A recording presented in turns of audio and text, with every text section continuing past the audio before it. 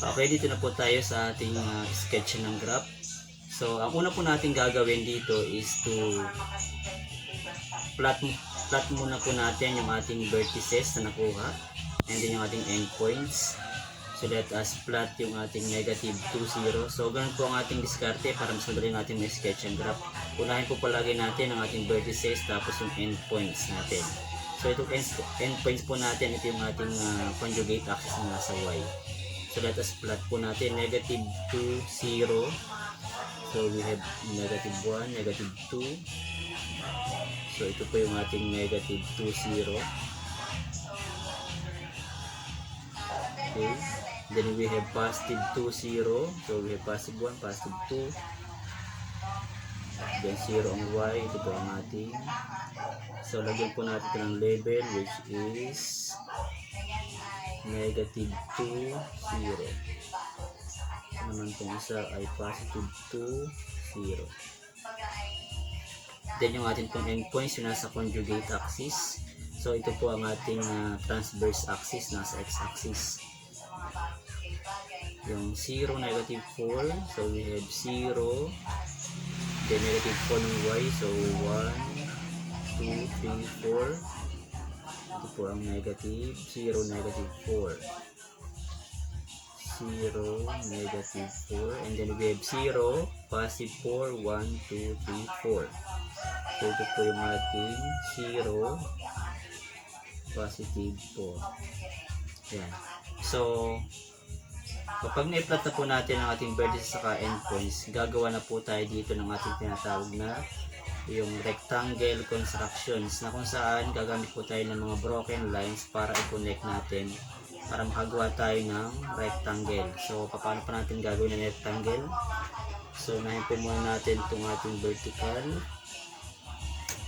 So ito pong apat na points na ito ang mag-connect ng ating rectangle. So dapat po nakatapat tayo sa 0, 4. Gagamit po tayo ng broken line. So ito po yung ating rectangle. And tapat din po tayo sa 0, negative 4.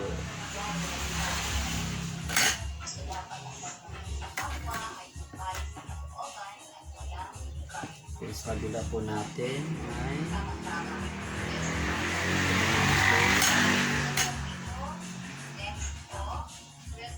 tayo po ng rectangle dito.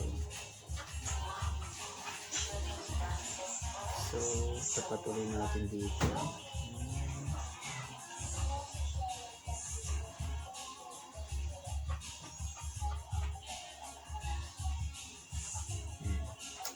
Then, saka po natin gagawin yung ating rectangle.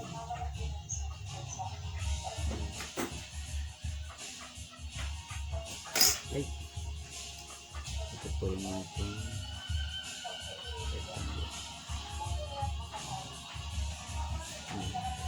so yan, nagawa na po natin yung ating rectangle. So dito po tayo gagawa ngayon ng ating asymptote. Yung asymptote po natin na kung saan kung paano natin gagawin ng asymptote. So kukunin lang po natin ang extended diagonal ng ating rectangle. So ito po yung ating rectangle. So medyo hindi lang po patas, mas medyo lumamang tong kabila kasi dito, pero hindi lang po masyado masukat natin yung ating interval ng. Pero yung paggawa po natin ng asymptote, kukunin lang natin ang diagonal, then i-extend natin, extended diagonal, nadadaan dapat siya sa center, nadadaan dapat sa center ng ating. So ito po ang ating asymptote. So asymptote is the extended diagonal of our rectangle. So ito yan. Okay. And then sa kabila po naman, ito yung ating another asymptote. So dapat dadaan po muli sa center. Gamit ulit tayo ng broken line.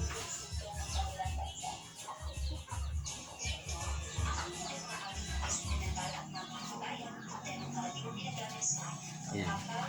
So So meron po tayong dalawang asymptote. And then ito po ang magiging guide natin para may drawing natin ang ating hyperbola on the left side and the right side. So yung asymptote po natin na may guide, since ang atin pong hyperbola ay left and right, so ito po yung asymptote natin na may guide natin. So from this one, i-sketch po natin yung ating graph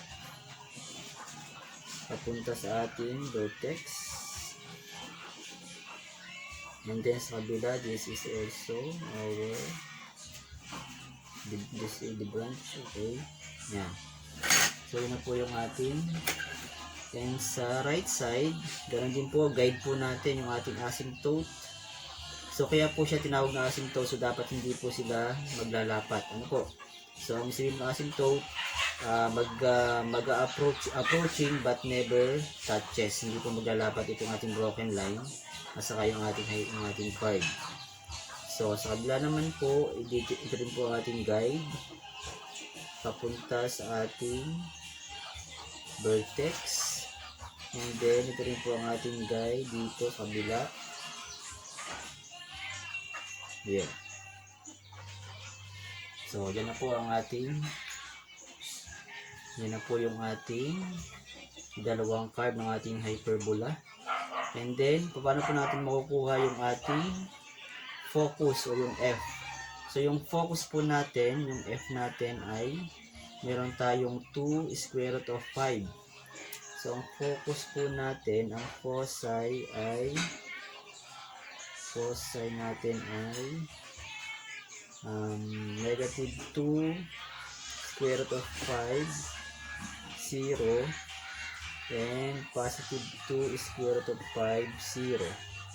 Yan. So paano po natin makukuha yan? May plot natin yan. So we have 2 then square root of 5, so i-approximate po natin. So meron po tayong 2 sa labas, then square root of 5 nasa 2 point something, so ibig sabihin 2 times 2, 4. Ibig sabihin po ang ating focus ay 4 point something. So kunin po natin ang focus ng ating curve. So this is 1, 2, 3, 4. So nandito po ang ating positive 2. Hindi natin lagay sa baba. Ito po yung ating positive 2. Sorry.